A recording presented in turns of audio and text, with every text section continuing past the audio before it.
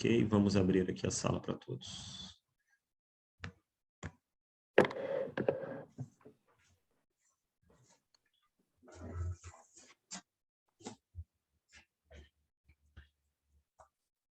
Bom dia, bom dia, Diogo, Francisco. Bom dia. Tudo bom? Bom dia, Gustavo, bom dia. bom dia, Alexandre. Bom dia. Tudo bom? Satisfação. Caroline, bom dia. José Eduardo, satisfação, pessoal. Bom dia, colegas. Bom dia, professor. Tudo bom? Muito bem-vindos. Meu nome é Guilherme Botelho, sou professor aqui da PUC. Vou estar com vocês aqui nesse trabalho, nessa manhã aqui de avaliações. Estão com a gente também aqui conosco a professora Carolina Migliavaca, também, além da professora Carolina, também o professor Gustavo Vieira, grandes amigos, grandes colegas, que eu já quero destacar aqui que é uma honra participar dessa banca com vocês. Eu fico extremamente feliz, porque não só por... A professora Carolina, a gente foi colega já, não só em mestrado, né? Mas também na Universidade Fevale, demos aula juntos, enfim, já fizemos bancas juntos, então uma felicidade, é uma amiga dos bancos escolares aí até trabalhos juntos. O professor Gustavo, eu tive a grande satisfação de participar da banca de mestrado dele, e depois também em grupos de pesquisa que a gente pôde participar junto, aí é uma felicidade, uma honra ver ele trabalhando, assim, traçando o caminho dele de uma forma tão espetacular, tão bonita. Hoje aí também professor, então eu estou muito feliz aí, honrado em estar com vocês aqui. Eu queria pedir para vocês a pequena gentileza, meus amigos. O professor Zumar Duarte, ele acabou nos passaram aqui a notícia de que ele está em uma audiência, tá? Então talvez ele se atrase um pouco para o nosso encontro. Mas nos passaram aqui da avaliação que nós começássemos aqui, então, as arguições para não haver até prejuízo para vocês também. Sei que todos têm os seus compromissos, seus horários, e ele já nos autorizou a começar aqui, e ele ingressa já assim que possível, né, para nos acompanhar, tá? Então, vamos começar aí os nossos trabalhos, os nossos procedimentos, respeitando aqui a nossa agenda da banca, né? Bom, inicialmente, vamos fazer o seguinte: as avaliações serão, as arguições, eu vou pedir que vocês façam as apresentações dos seus respectivos trabalhos, a gente vai ouvir vocês em bloco, tá? E ao final, nós iremos fazer as arguições, os professores irão eventualmente fazer comentários e algumas perguntas, ou perguntas que tenham sobre os temas respectivos. Então, e vamos seguir a ordem alfabética aí dos trabalhos. Deixa eu ver aqui que eu gosto de imprimir, né? Então, imprimir os perfis aqui. Vocês me desculpem aqui, né? Mas é o hábito. Temos aqui pela ordem o Alexandre. É Alexandre Calu, perdão, ou Calu? Alexandre Calu. Calu, tá correto? Calu. Calu da Cruz Gonçalves, perfeito. Exato.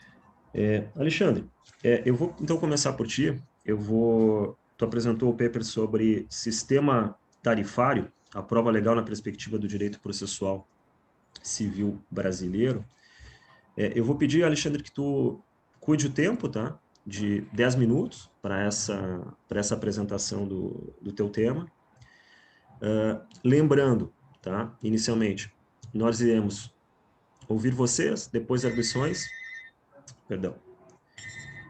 depois arguições, e após isso nós iremos nos reunir para deliberar aqui basicamente, algumas das nossas avaliações, e o melhor trabalho será indicado para publicação, ou em revista científica, ou numa obra coletiva que o Congresso venha a publicar, que eu acho provável. O professor Marco, também na obra de coletivização, fez uma belíssima obra do Congresso, então imagino que a gente deva ter uma obra coletiva.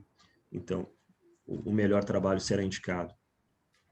Claro que além da nossa banca, nós temos mais 3 bancas, né? Então são 4 bancas ao todo, então cada banca vai fazer a sua indicação, e a partir daí a comissão organizadora faz a sua escolha. Tá? Então, uma boa sorte a todos aí.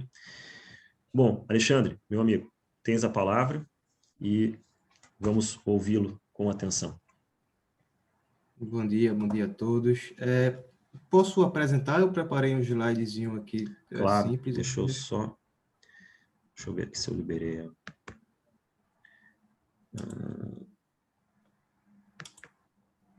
Vamos ver, acho que agora dá. Vamos ver. Isso.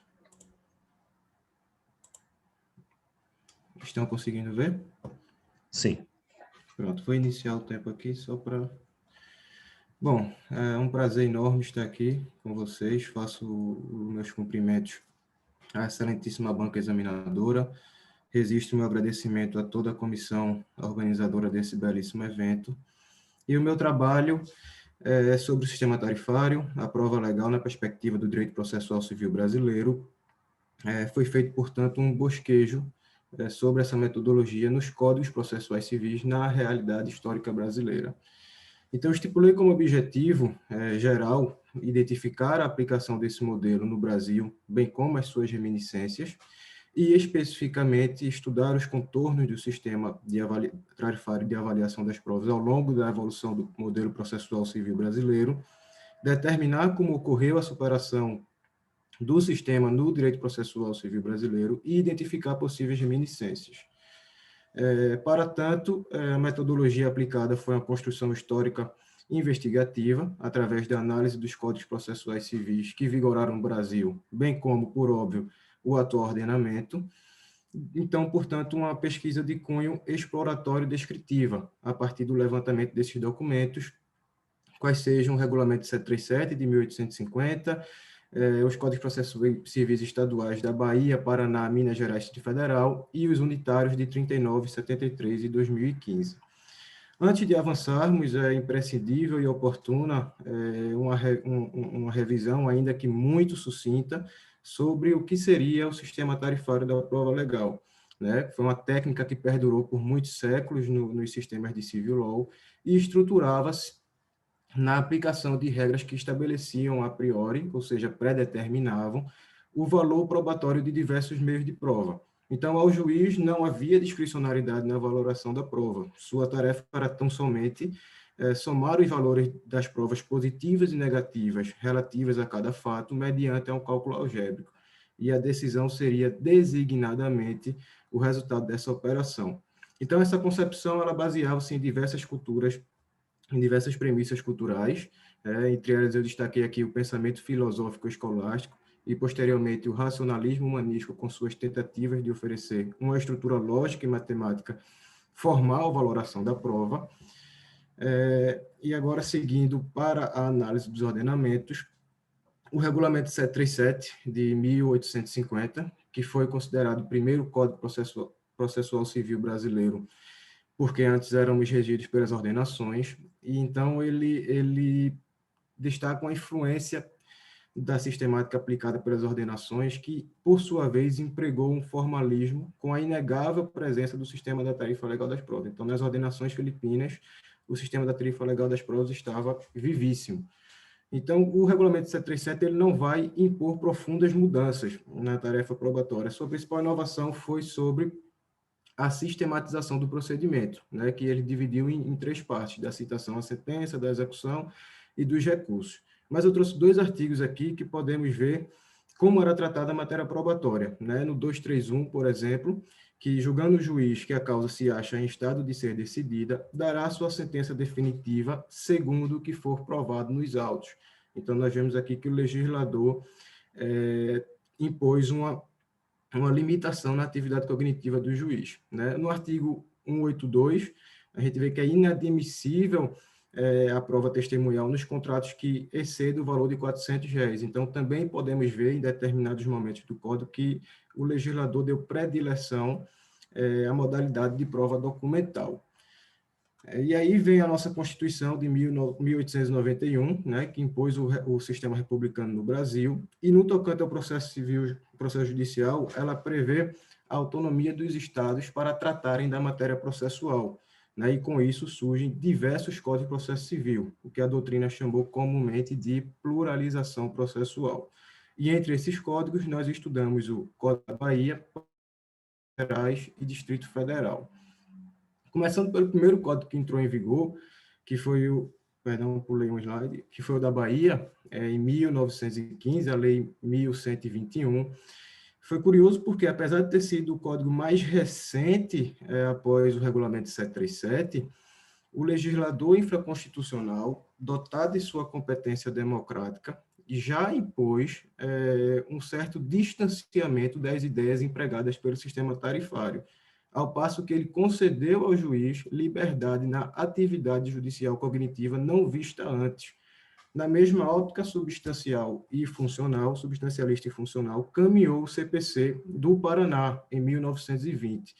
Então, eu trouxe aqui o artigo 306 do Código da Bahia, mas a redação é muito parecida, se não idêntica ao Código do Paraná, que diz que o juiz julgará dentro dos limites traçados pelo objeto da demanda, de acordo com a sua convicção, formada pelo exame criterioso das provas. No artigo 139, também dá um grau de liberdade ao juiz, ao passo que os documentos particulares podem ser impugnados, devendo o juiz, neste caso, apreciar o seu valor probante de acordo com a sua convicção. Então, vê aqui que dá uma liberdade na atividade judicial cognitiva do juiz. E aí, os outros códigos, o de Minas Gerais, em 1922, e o do Distrito Federal, em 24, são dois códigos que revelam uma grande influência do Regulamento 737, com a mesma visão de sistema. Eles empregaram, portanto, uma metodologia em completa harmonia com o que estudamos no sistema tarifário. O artigo 378 do Código de Minas Gerais deixa isso muito claro. Vejamos. O juiz proferirá sua sentença segundo o que tiver sido provado nos autos, ainda que ele dicte outra coisa e ele saiba ser a verdade, o contrário do que se provou. Então, aqui, a liberdade, o grau de liberdade do legislador para o juiz é zero. E aí vieram os códigos unitários, né, de 39, de 73 e de 2015. O Código de 39 foi apontado pelo trabalho como o marco de superação do sistema da tarifa legal das provas, e aí eu coloquei superação entre aspas, justamente pelo fato dos códigos seguintes, de 73 e de 2015, revelar-nos que as nuances desse sistema ainda ecoam em determinadas normas de seu texto. E aqui eu destaquei dois exemplos, muito rapidamente, por causa do tempo.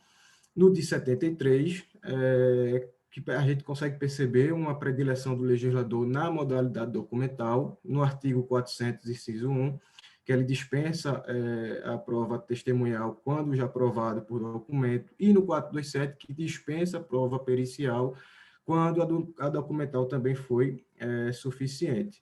No de 2015, por sua vez, a gente pode ver a imposição do legislador no artigo 443, né? Através dessa norma, ele dá claro valor superior ao meio de prova documental e por confissão. Então, eu coloquei um exemplo aqui, que extrai do Araque de Assis, que é, se A reclama de B o preço de compra e venda, mas o tabelião certificou que A recebeu o preço de B em moeda corrente nacional na sua presunção, o artigo 215 do Código Civil declara instrumento de prova plena desse fato, não cabendo ao juiz admitir prova em contrário, especialmente a testemunhal, nos termos do artigo 443. Então, aqui a gente pode ver também uma vinculação do legislador ao juiz, e é justamente essa definição do sistema tarifário que Ovenda faz, né? O legislador substitui o juiz, e conseguimos, portanto, ver como caminhou o processo, o sistema tarifário no horizonte cronológico dos ordenamentos processuais civis brasileiros.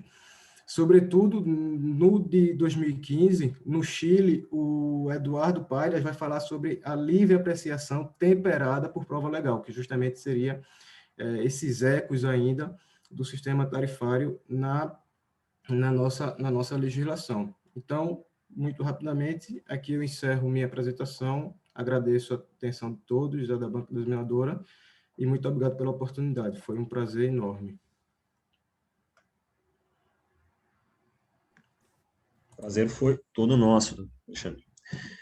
Alexandre, verifiquei aqui que eu até não fiz aqui a apresentação do teu currículo, minhas desculpas aqui, minhas escusas. Vi que tu é bacharel pela Universidade Católica de Pernambuco e mestrando em Direito na Faculdade de Direito da Universidade de Lisboa. Está nos apresentando da onde, Alexandre? Estou de Lisboa. Estou De aqui Lisboa. agora, na Que terrinha. maravilha. Agora sim o Congresso é internacional, né? A Show, que apresentação maravilha. parou aí ou não? Hã? A apresentação parou aí? Sim, parou. Sim, parou, Perfeito. né? Perfeito, perfeito. Que maravilha. E como é que está aí? Nos dá a situação de Lisboa atualmente.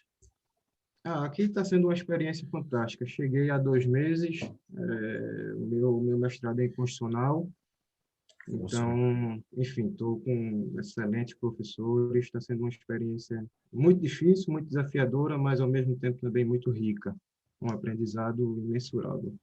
Lisboa tá fazendo frio, para quem é do Nordeste, eu sou de Recife, então é frio, muito frio. Para mim, 20 graus já era frio no Recife, imagine 12 aqui, está sendo complicado, mas, enfim, está sendo Perfeito. ótimo. Maravilha. Que bom, que bom. Bom, então começamos muito bem. Vamos dar continuidade às nossas apresentações. Temos aqui o próximo trabalho. Como temos alguns trabalhos em dupla e alguns individuais, né? Mas vamos aqui a Caroline Constança e o José Eduardo. Me ajude, professor. Aidicaites. Aidicaites, Previdele. Grego, literalmente. Perfeito. A Caroline, José Eduardo, mestre em Direitos Humanos pela Uniriter, pós-graduando em Direito Processual Civil pela Uniriter, professor convidado em cursos de pós-graduação em Direito. A Caroline, graduanda em Ciências Jurídicas pela Uniriter. Então, vamos aqui dar continuidade, eles vão nos apresentar, eu não sei se vocês já estabeleceram esse vai ser de forma conjunta, ou não, mas aí eu deixo a cargo de vocês a escolha. Eles vão falar sobre o paper que é o tema Considerações sobre a Prova na Corte Interamericana de Direitos Humanos, modelo de constatação e sistema de valoração. Então, por favor, a palavra é de vocês e uma satisfação ouvi-los também. Muito obrigada pela palavra, professor. Meus cumprimentos à banca e bom dia a todos. Então, o título do nosso trabalho, como o professor Guilherme Botelho falou, é Considerações sobre a Prova na Corte Interamericana de Direitos Humanos, modelo de constatação e sistema de valoração. A atividade probatória representa o cerne do desenvolvimento processual e a promoção e proteção dos direitos perante a Corte Interamericana de Direitos Humanos não prescinde, portanto, na apropriação e densificação desse direito processual ao qual é reconhecida a natureza de direito humano. Sob tal panorama, o direito fundamental e humano à prova impõe a observância dentre os 5 elementos vinculados ao tema de uma atenta valoração da prova e formação do convencimento do órgão julgador. É neste panorama que será desenvolvido o presente estudo. Nós traçamos os parâmetros do direito fundamental e humano à prova e serão analisados os sistemas de valoração da prova adotados na Sistemática Processual Nacional e aquele utilizado nos julgamentos da Corte Interamericana. Finalmente, será voltado o foco aos modelos de constatação apresentados pela doutrina, delimitando aquele utilizado pela Corte Interamericana de Direitos Humanos. Como o nosso estudo tem 2 objetivos, o geral e o específico. Então, ele apresenta como objetivo geral a análise de um dos elementos que compõem o direito fundamental e humano à prova, que é a sua correta valoração e a consequente formação do convencimento do órgão julgador. Os objetivos específicos decorrentes daquele apresentado anteriormente são 3. Primeiramente, traçar os parâmetros do direito fundamental e humano à prova. Depois, examinar os sistemas de valoração da prova e os modelos de constatação.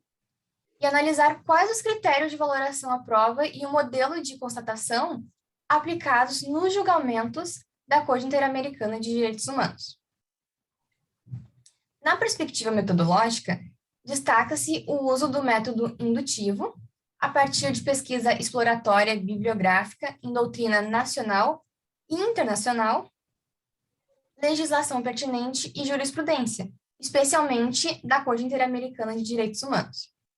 Então, o estudo é elaborado observando tríplice enfoque: a análise dos pactos internacionais de direitos humanos e das normas constitucionais e infraconstitucionais, além de revisão bibliográfica nacional e estrangeira sobre o direito fundamental à prova e, finalmente, o exame de julgamentos dos tribunais nacionais e da Corte Interamericana de Direitos Humanos.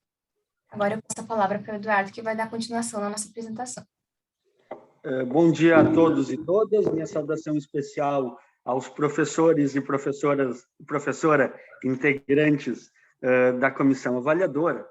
No nosso trabalho, nós partimos do ponto do reconhecimento da prova como um direito fundamental, ainda que não expresso isoladamente na Constituição Federal, mas decorrente de outros direitos fundamentais, como a inafastabilidade da jurisdição, o devido processo legal, como defende o professor Arthur Carpes, ou como contraditória e ampla defesa, defendido pelo Cândido Rangel Dinamarco, ou ainda mesmo pela vedação às provas ilícitas, como preceitua o professor João Paulo Forster. Da mesma forma, a prova não encontra expressa previsão como direito humano, isoladamente, mas decorre do sistema da Convenção Americana de Direitos Humanos e das garantias judiciais esculpidas no artigo 8.1 daquele pacto. Reconhecida essa condição do direito, de direito fundamental e humano à prova, nós temos que analisar 5 elementos, ou decorrem 5 elementos dessa consideração. A relação entre prova e verdade, a análise dos elementos de admissão da prova, uma adequada distribuição do ônus probatório, a observância de um momento processual de produção da prova e o enfoque que é a base do nosso estudo, que é a correta valoração da prova e formação do convencimento do órgão julgador. Para essa correta valoração e formação do convencimento, 2 elementos se apresentam de especial importância. A definição de um sistema de valoração da prova, que no nosso ordenamento nacional se restringem a 3, ou no estudo restringem a 3, o sistema do critério legal, como o colega apresentou anteriormente, a íntima convicção do julgador ou da persuasão racional. Quando nós estudamos a Corte Interamericana, nós acrescentamos um 4º sistema de valoração de origem espanhola e que foi absorvida principalmente pela Corte, que é o sistema da sana crítica. É um sistema muito próximo à nossa persuasão racional, onde busca afastar o arbítrio do julgador, criando ou estabelecendo critérios racionais e lógicos para que a prova seja avaliada nos casos concretos. A Corte Interamericana não prevê expressamente qual sistema de valoração é utilizado. Esse sistema deve ser observado das decisões, que ordinariamente reforçam a aplicação da sana crítica. Nós podemos usar como exemplo disso o caso da comunidade Maiana versus a Nicarágua, onde, mais uma vez, a Corte, em sua decisão, reforçou que utilizaria do critério da sana crítica para a valoração de todas as provas produzidas no processo e análise do caso. Para além do sistema de valoração da prova, deve ser estabelecido um modelo de constatação aplicável aos procedimentos. Assim como no nosso ordenamento brasileiro não temos uma expressa definição de qual modelo é utilizado, na Corte também não há essa previsão. Utilizando a divisão do professor Danilo Kniznik, que estabelece a preponderância da prova nos processos civis ordinários, prova além da dúvida razoável aos processos civis de natureza especial, prova clara e convincente nos processos penais em geral, e é razoável excludente de qualquer hipótese de inocência nos processos penais indiciários, nós transpomos essa análise à Corte Interamericana. Para a definição, temos que ter em mente que os procedimentos perante a Corte não possuem natureza criminal. Não, então, nós temos que excluir das duas últimas hipóteses de modelo de constatação, restando a preponderância da prova e a prova além da dúvida razoável.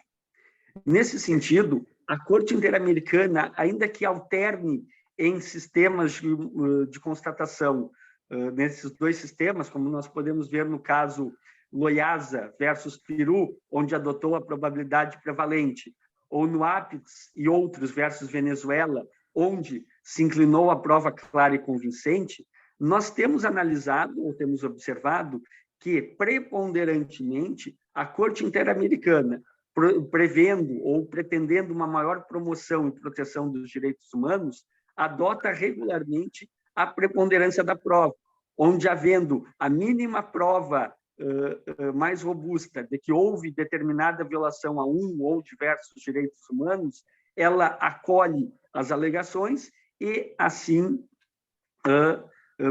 imputa ao Estado a proteção no caso concreto.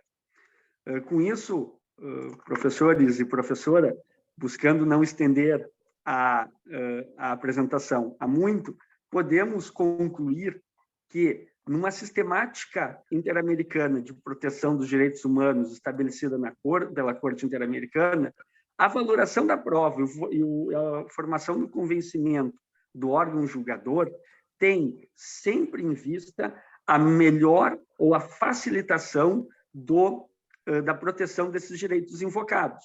Portanto, adota a valoração da prova objetiva e racional da sana crítica e acolhe como modelo de constatação aquele da preponderância da prova. Agradecemos a oportunidade, o tempo disponibilizado e ficamos à disposição. Excelente. Muito obrigado a Caroline, ao José, Eduardo. Satisfação também no ouvi-los. Vamos na sequência, então, para seguir aqui a nossa ordem em bloco e depois nós passamos às arguições, conforme combinado. Vamos... Diogo está aí? Diogo. Estou aqui, professor. Maravilha. Então, Diogo Alvarenga Saraiva, pós-graduando em Direito Civil e em Processo Civil, na Fundação da Escola Superior do Ministério Público, bacharel em Direito pelo IBGEM, Business School, que maravilha. Aqui, assessor também legislativo. Bom, meu amigo Diogo Alvarenga Saraiva vai nos apresentar o seu paper sobre valoração e revaloração da prova, um sistema controverso. Então, Diogo, tens a palavra pelos próximos 10 minutos. Perfeito. Obrigado, professor. Eu posso compartilhar a tela? Claro que sim. Acho que está liberado já. Dá uma olhadinha aí. Conseguem visualizar? Sim, agora sim. Perfeito. Então, bom dia aos colegas, bom dia aos professores. Gostaria de cumprimentar especialmente o presidente da banca, o professor Guilherme Botelho, a professora Carolina Migliavaca e o professor Gustavo Vieira. Meu nome é Diogo Alvarenga Saraiva e irei apresentar uma pesquisa sobre a valoração e a revaloração da prova, um sistema controverso. O trabalho está dividido em três blocos, para além da introdução e das considerações. Na primeira parte, iremos discutir sobre o que é a verdade e qual é o objeto da prova no processo civil brasileiro. Posteriormente, iremos analisar o livre convencimento do magistrado na valoração das provas. E, por fim, qual é a função do Superior Tribunal de Justiça. A título introdutório, cumpre explicar que o trabalho surge a partir de uma análise empírica de que o Superior Tribunal de Justiça, enquanto Corte Suprema, extrapola os limites de sua função ao proceder com a revaloração da prova, em aparente ofensa ao livre convencimento do magistrado de primeiro grau. A justificativa para a presente pesquisa se dá na necessidade de compreensão pelos advogados, pelos magistrados e por todos aqueles que operam o direito, de como o sistema de valoração é tido e é posto no sistema processual brasileiro. O objetivo dessa pesquisa, portanto, consiste em analisar os limites da valoração probatória frente à jurisprudência do Superior Tribunal de Justiça. Para tanto, a metodologia acolhida tem-se no método hipotético, dedutivo e dialético, através de estudos de caso, as decisões do Superior Tribunal de Justiça. A interpretação será sistemática e sociológica com um enfoque qualitativo. Pois bem, o que é a verdade e qual é o objeto da prova no processo civil brasileiro? A premissa do presente trabalho parte de uma visão correspondentista da verdade. E muito se explica através de Aristóteles. O que é, e o que não é, não é. Portanto, para explicar essa visão correspondentista, tem-se que a existência da verdade independe dos sujeitos e das percepções deste sujeito. A verdade é a realidade, e a realidade é o mundo que está lá fora. Alvin Goldman nos diz que a verdade não necessita de adeptos. E por que é importante traduzir isso para o direito e estudar isso com um olhar, com viés ao direito? Porque a verdade é transcrita e a transcrição, na verdade, dos fatos é tido por linguagem. Isso é importante porque o mesmo fato pode ser percebido de inúmeros pontos de vista. Temos o exemplo que Maria matou Pedro. A testemunha 1 vai olhar esses fatos, essa realidade, essa verdade, e vai nos dizer que Maria agiu em legítima defesa. A testemunha 2 pode nos dizer que viu somente Maria matando Pedro e esfaqueando com vontade de matar Pedro. Portanto, temos uma verdade, uma realidade e vários pontos de vista. E sobre isso, o professor Vítor de Paula Ramos nos diz que, sobre uma verdade, podem existir muitas verdades. Nesse sentido, o fato é que em um processo judicial as partes levam seus pontos de vista e suas percepções. E por isso que é importante distinguir a descrição da realidade e a realidade em si. E já que há inúmeras verdades frente à realidade, como se chega à verdade no processo? O professor Michele Tarufo nos diz que a prova tem uma função instrumental com relação à apuração da verdade. Por isso, não se reserva à verdade qualquer papel definitório da prova, mas a verdade é considerado o objeto último da atividade probatória. Os fatos acontecem, o mundo está lá fora, a realidade está acontecendo e os sujeitos estão incidindo suas percepções sobre a realidade. Daí dizer, professores, que a verdade 1 são as alegações do autor, a verdade 2 são as alegações do réu. E as partes, portanto, precisam demonstrar ao juiz, precisam comprovar que suas alegações são mais verossemelhantes em relação ao mundo que está lá fora. E, por fim, a valoração vai sopesar qual a prova mais corrobora a verdade, seja a verdade 1 ou seja a verdade 2. O artigo 369 do Código de Processo Civil nos diz que as partes têm o direito de empregar todos os meios legais para provar a verdade dos fatos e influir eficazmente na convicção do juiz. A norma extraída da lei, portanto, aparentemente corrobora com o sistema de livre convencimento da prova.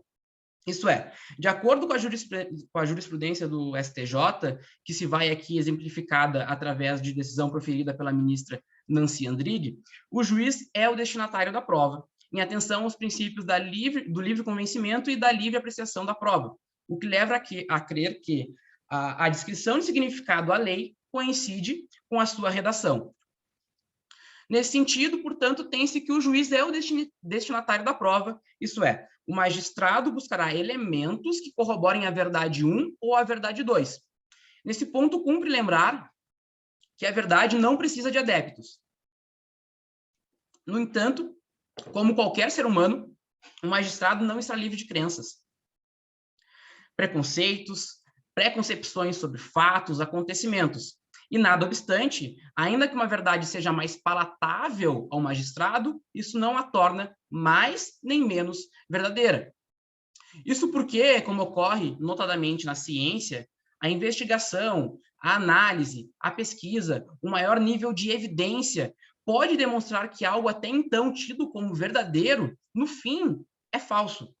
Daí dizer que o livre convencimento sobre as provas deve ser tido através de uma valoração racional dos elementos probatórios do processo que corroboram com a verdade 1, com a verdade 2, ou a verdade 2. Isto é, o juiz exercerá um raciocínio indutivo para sopesar qual a prova corrobora com a verdade mais verossemelhante à realidade dos fatos. E, no fim ao cabo, o juiz vai se perguntar qual a prova detém a maior capacidade de corroborar com mais assertividade a verdade. E aqui importa, professores, destacar a função do STJ, pois esse é um ponto de especial relevo para a pesquisa. Isso porque o modelo de Corte Suprema, que foi concebido a partir da evolução da teoria da norma, da teoria da interpretação, nos diz que uma Corte Suprema tem a função de definir o sentido do direito, mediante a descrição de significado ao texto legislativo. A função de exercer um controle de legalidade das Cortes de Justiça, os tribunais de justiça, os tribunais regionais federais, não é uma competência de uma Corte Suprema, até porque uma Corte Suprema não pode ser tida e não pode ser vista como uma terceira ou quarta instância. Cumpre frisar, portanto, que no presente trabalho se tem como verdade que o STJ é uma Corte Suprema, muito em razão da redação do artigo 105, inciso 3º da Constituição Federal, que vai nos dizer que incumbe ao Superior Tribunal de Justiça a tarefa de proferir a última palavra sobre questões infraconstitucionais, de modo que se assegure a unidade do direito, mediante prolação de precedentes. Ocorre, professores, que o STJ vem realizando uma distinção entre revaloração e reexame de prova, ainda que essas terminologias, por vezes, se confundam na fundamentação dos magistrados.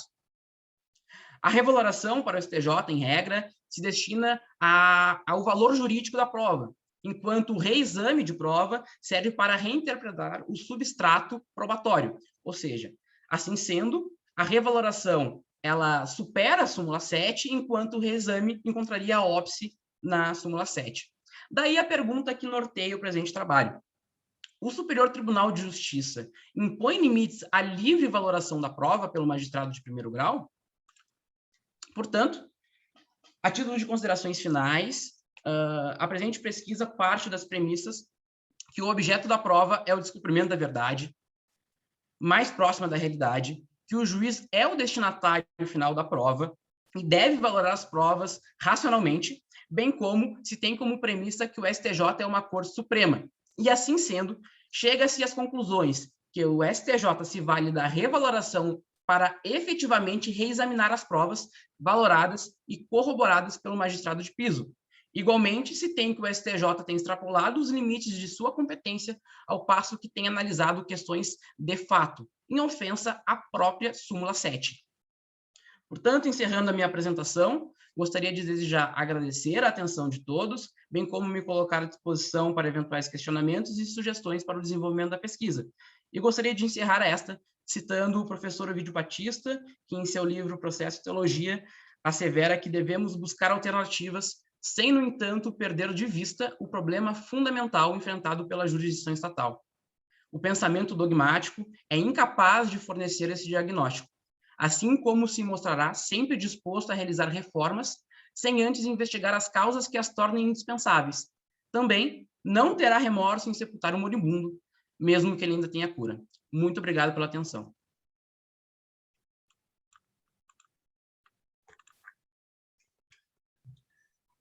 Ok, maravilha, excelente, Diogo. Agradeço também a participação, a apresentação. Vamos na sequência? Vamos dando sequência aqui com o trabalho do Fabiano Gossi de Aquino e Rodrigo Demian Silva. Bom dia, professor. Bom dia. Quem fará a apresentação sou eu, o professor Fabiano está em aula, não vai poder fazer. Perfeito, Rodrigo, perfeito. Bom, Rodrigo é graduando em Direito pela Universidade Federal Fluminense. Ele fez o trabalho em conjunto com o professor, doutor de Direito Processual Civil, na Universidade Federal, também Fluminense. O tema é a nova redação do artigo 397 do Código de Processo Civil, aproximação com o discovery e sua constitucionalidade ou inconstitucionalidade. Bom, Rodrigo, tens a palavra pelos próximos 10 minutos. Posso apresentar, professor? Pode sim, e caso tu queira compartilhar a tela, já está liberado também, se tu precisar, tá bom? Pronto. Vocês conseguem ver? Por gentileza? Agora sim, perfeito. Obrigado. Bom, inicialmente gostaria de cumprimentar o presidente da banca, o professor Dr. Guilherme Botelho, a professora Carolina Moraes e o professor Gustavo Vieira, bem como a todos que estão nos assistindo. Gostaria, na pessoa do professor Dr. Guilherme Botelho, parabenizá-lo pela belíssima organização do evento, desse rico evento, né? E dizer que, para mim, como graduando, é uma honra e um motivo de imensa felicidade poder apresentar a pesquisa para vocês, para os senhores, perdão. A nossa proposta foi dividida em 4 pontos. Teremos uma introdução, uma discussão, os principais objetivos da metodologia utilizada, discussão e, por fim, as conclusões e referências. Bom, a redação do artigo 397 dispõe sobre a prova documental. A prova documental é um instrumento por meio do qual, parafraseando o mestre Fred Dias Júnior, ele é levada ao processo, a fonte é levada ao processo para análise judicial e é a ponte entre o fato e a mente do juiz, do magistrado. A fonte da prova documental vai ser o documento, e por este vai ser toda aquela força da atividade humana que seja capaz de representar um fato. A importância da prova documental vai se reduzir ali na sua estabilidade. Embora, pelo princípio da persuasão racional, o magistrado não fica vinculado a uma determinada prova, nós temos que, na fase de valoração, a prova documental é tida como a mais forte assim, no processo civil. E entre as formas de obtenção dessa prova documental está o procedimento de exibição de documento ou coisa, que é o objeto da nossa pesquisa, da nossa análise. Ele está previsto lá no artigo 396 a 404 do CPC, e o magistrado poderá, de ofício, com base em seus poderes instrutórios, ou até mesmo por meio de pedido requerido pela parte, de acordo com o artigo 397, solicitar e ordenar essa exibição de documento pela parte. Lá no artigo 397, com a redação antiga, dispunha que o pedido conterá, lá no inciso 1º, a individuação tão completa quanto possível do documento, a finalidade da prova e as circunstâncias que isso funda para você alegar que essa prova e esse documento vai estar com a outra parte. Com a nova redação, dada pela Lei 14.195, de 2021, de agosto, está completando 3 meses agorinha, essa redação foi modificada, passando para a descrição tão completa quanto possível do documento da coisa e acrescentado ali a possibilidade de categorias de documentos ou coisas buscadas, além de continuar com a finalidade da prova e as circunstâncias que isso funda o requerente para afirmar que ainda que a referência seja a categoria de documentos ou coisas que se acha em poder da parte contrária. O nosso projeto vai nessa seguinte linha, estabelecendo os aspectos relevantes e o panorama geral sobre a nova redação, a aproximação com o método Discovery e a sua análise da sua possível inconstitucionalidade formal. Bom, com vista à realização desse propósito, nossa pesquisa utilizou a metodologia qualitativa e indutiva, partindo de cunho bibliográfico e documental que provém embasamento teórico e jurídico, empregada anualmente a metodologia de análise documental da literatura jurídica acerca da temática. Bom, rapidamente, do desenvolvimento, a gente estabelece que tem o procedimento de Discovery, a sua diferença lá da Civil Law da Common Law, o piano lá no Corpus Juris Civis vai dizer que ius societas ibi jus, perdão pela pronúncia em latim, mas ele estabelece que lá o direito e a socialidade está sempre intrínseco, assim, tem sempre a formação do direito no seio da sociedade. E aí, por isso, em razão disso, vai correr o Civil Law e a Common Law. Entre as características do Common Law, em apertadíssima e rara síntese, vai ter que o Common Law é baseado especificamente nas decisões proferidas pelos tribunais, enquanto o Civil Law vai ter uma valoração maior da codificação do direito e a interpretação da lei que orienta a atuação do operador ali do direito. O Common Law significa, literalmente aqui no Brasil, o direito comum, e é dividido lá o procedimento civil em 2 fases, o procedimento pré-trial e trial, que é pré-julgamento e o específico do julgamento. Nessa fase pré-julgamento, vai ter uma atitude mais privativa do Poder Judiciário, na figura do juiz, que deixará as partes que movam os processos através das diligências autorizadas e suas petições. E após, caso não consiga ali ter uma autocomposição, terá o julgamento em si. Em síntese, em apertada síntese, né? E a partir de 1938, então, o Diploma Federal de Procedimento Civil lá dos Estados Unidos, norte-americano, ele colocou o Discovery como última etapa do pré-julgamento e adquiriu o caráter moderno que ele tem até hoje. Ele está previsto lá no Código de Processo Civil, Código Federal de Processo Civil, no título 5º, e ele tem 3 objetivos, né, sucintamente. O primeiro consiste na preservação das informações importantes que correm o risco de se perderem até o julgamento. Corresponde também à fixação das questões efetivamente controversas entre as partes, a questão controvertida ali da lide ou do case. E, por último, o objeto do Discovery é o descobrimento entender quais testemunhos e outras provas estarão disponíveis para cada questão de fato em uma disputa ali no litígio. Então, a gente estabelece assim, resumidamente, que o discovery é importante, ganha sua relevância, na medida que ele emparelha as partes que estão em litígio, traz celeridade inquestionável ao processo, instrui mais fácil as questões controvertidas ali no processo, facilitando a valoração pelo magistrado depois do julgamento, e influencia as partes, né, uma das mais importantes funções, influencia as partes da autocomposição, na medida que uma das partes vai ver suas chances de vitória e analisar depois na fase do trial, do julgamento, que são mínimas devido às provas produzidas. Vai analisar quem tem a prova mais forte ali para o julgamento, incentivando a autocomposição. Então, certamente são benefícios caros e almejados por todo processualista, que é a celeridade, a eficiência e a autocomposição sob direção do Estado juiz.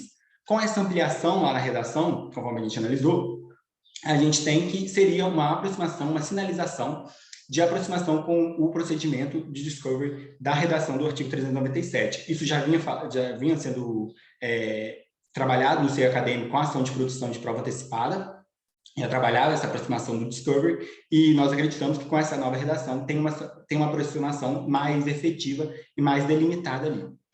Mas a gente esbarra, apesar dessa positiva alteração, a gente esbarra na inconstitucionalidade dessa norma, porque o artigo 44 da Lei 14.195 de 2021, ele foi alterado, né? Essa lei é fruto de uma medida de conversão, medida provisória 1040 de 2021, em conversão em lei, e essa medida ela não versava sobre diversas matérias, mas como nós sabemos, ela não podia nem tratava de matéria de processual civil, lá nos termos do artigo 62, parágrafo 1º, que está vedado versar sobre esse assunto.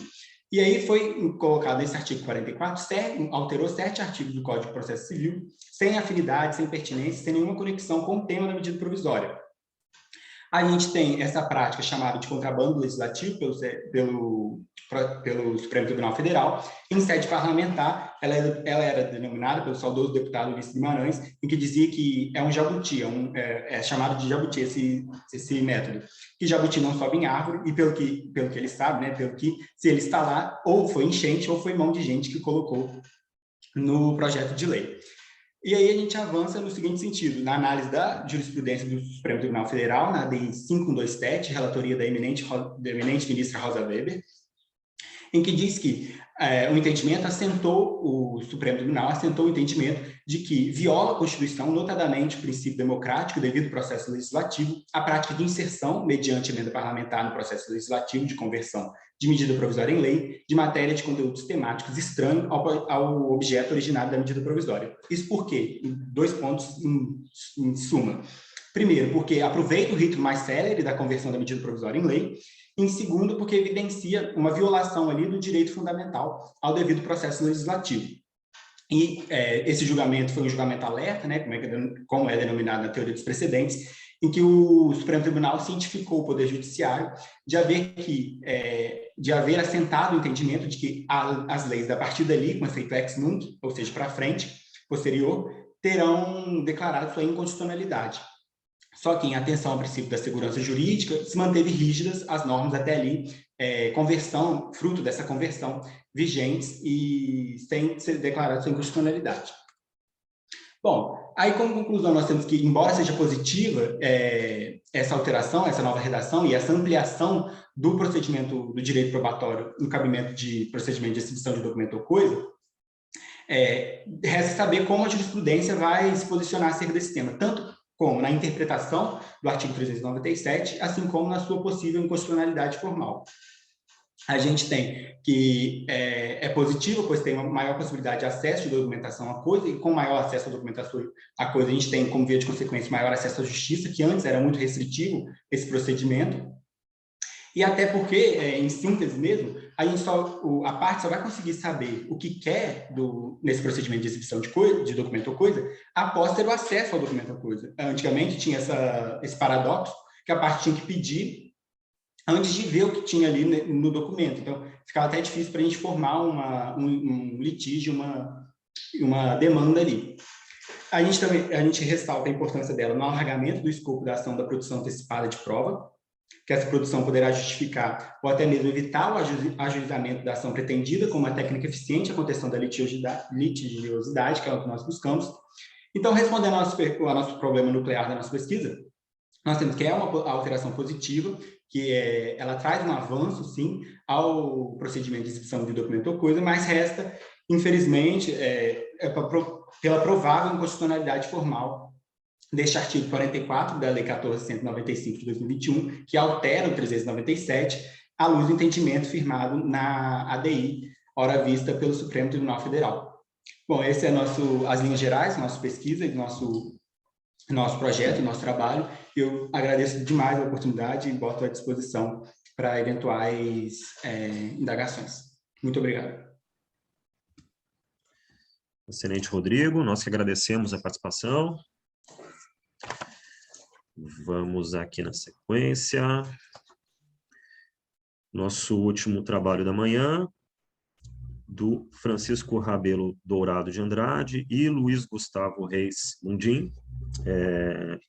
Francisco é mestre em Direito Processual pela PUC Minas Gerais, professor da pós-graduação, também em Direito Processual Civil e Civil, também na PUC de Minas. O Luiz Gustavo, mestre especialista em Direito Processual Civil, também PUC de Minas Gerais.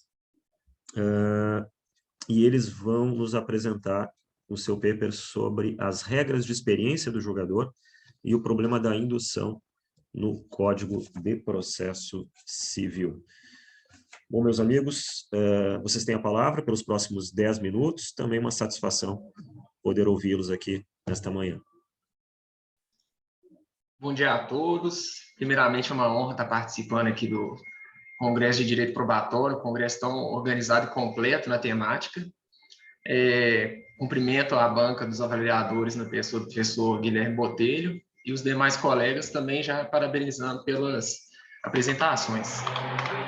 Bom, nossa temática sobre o problema da indução e as regras de experiência do julgador, nós estruturamos o trabalho da seguinte forma: contextualizamos primeiro o método indutivo no plano filosófico e nós associamos ele a uma pseudociência, apresentamos o artigo 375 do Código de Processo Civil, segundo a visão da dogmática tradicional sobre o que são as regras de experiência e como elas são balizadas pelo método indutivo, e apontamos as incompatibilidades lógico-teóricas da adoção das regras de experiência do julgador frente à processualidade democrática.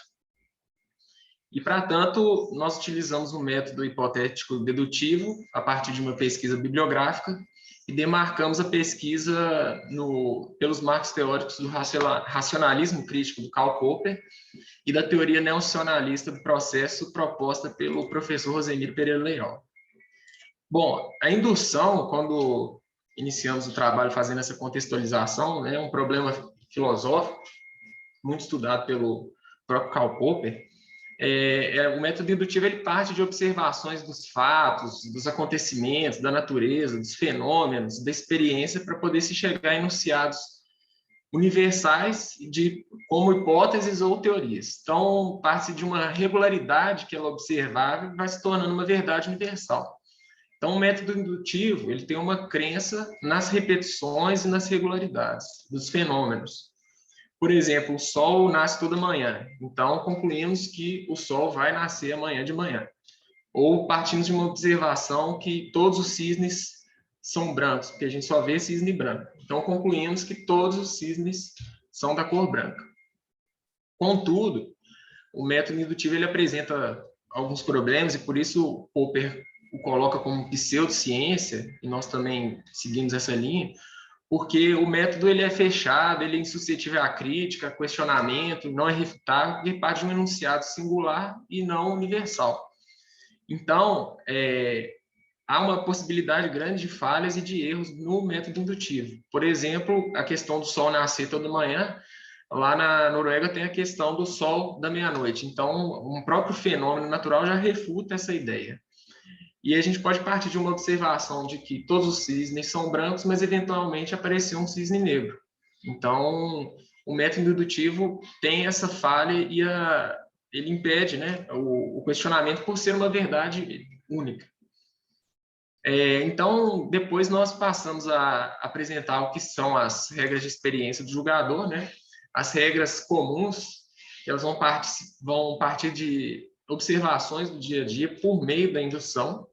Isso aí a dogmática tradicional sempre reforça que as regras de experiência têm como base o método indutivo, e também as regras de experiência técnica, são conhecimentos técnicos de acesso generalizado. E nessa perspectiva nós demonstramos que o método indutivo ele é realmente a base das regras de experiência comum, porque o juiz observa o que acontece ordinariamente para poder tomar uma decisão, para poder valorizar a prova. Enfim, ele utiliza do método indutivo para poder ter essas regras de experiência comum, técnica, partindo dessa observação dos fenômenos. Contudo, pelo método indutivo ser falho em si mesmo, né, nós demonstramos a incompatibilidade com a teoria da processualidade democrática demarcada, né, a partir da Constituição de 88. Eu vou até passar a palavra para o professor Francisco Dourado para explicar melhor essa. Bom dia a todos. Quero cumprimentar o professor Guilherme Botelho, professora Carolina Migliavacca, em nome de quem eu cumprimento os demais integrantes e representadores deste painel. Aproveito também para parabenizar, né, a comissão organizadora que dedicou esse evento exclusivamente ao direito probatório, que, para mim, é um dos temas mais importantes e fecundos do direito processual. Até porque não podemos cogitar a construção de uma decisão, né, de uma teoria da decisão jurídica, sem antes estudarmos profundamente o direito probatório. Bom, o nosso trabalho, como disse o professor Gustavo Mundim, ele é estruturado segundo a matriz teórica neo-institucionalista do processo, que é uma das matrizes teóricas estudadas no PPGD da PUC Minas, aqui em Belo Horizonte, e que tem como linha de pesquisa o processo na construção do Estado democrático de direito. Então, por aqui nós estudamos direito processual, sempre com comprometimento com a construção do Estado democrático de direito, porque, do contrário, estaremos repetindo aí linguagem doutrinária de décadas e séculos atrás. Como bem explanado pelo professor Mundim, com quem eu tive a satisfação de dividir a escrita desse trabalho, as regras de experiência do julgador, tal como exposto no artigo 375 do Código de Processo Civil, tem o seu sustentáculo no problema da indução. E a indução, vejamos, não se apresenta apenas aqui como um problema no campo das cogitações filosóficas, né? Mas é também um problema que se revela historicamente no bojo da ciência dogmática do direito, da qual se vale a jurisdição por meio das suas autoridades julgadoras. Então, a indução, portanto, também é um problema de ordem jurídico-processual, e por essa razão vai demandar um exame crítico segundo uma matriz teórica que enquadra o processo como um espaço democrático discursivo que legitima a aplicação do direito. Pois bem, então, depois de apresentados esses contornos do método indutivo, os seus influxos perniciosos na atividade jurisdicional, nós buscamos, com esse trabalho, apontar as incompatibilidades lógico-teóricas entre a adoção das regras de experiência do julgador frente à processualidade democrática, sobretudo pelo fato desse método partir de aptidões pressupostas e indemarcadas do julgador, ou seja, imunes à crítica.